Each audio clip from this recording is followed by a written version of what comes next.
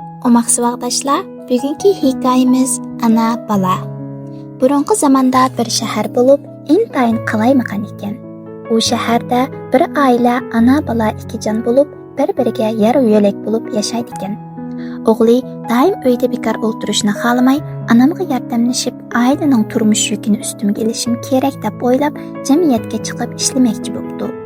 Ammo uning anasi shahar ichida qalaymaqan chiqib ishlagandan ko'ra uyda o'tirish bexatar deb qarab, o'g'lini to'sib mundaq debdi: "Balam, navoda sen jamiyatga adil bo'lsang, kishilarning zarbisiga, adil bo'lmasang, Xudoning jazosiga uchraysan.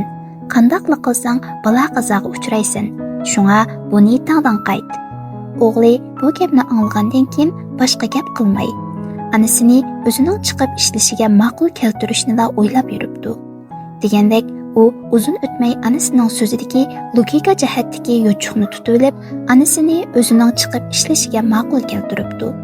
Sizcha u anasiga qanday radiya qaytargan?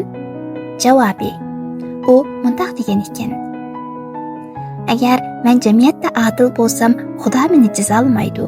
Adil bo'lmasam, kishilar menga zarba bermaydi. Demak, qanday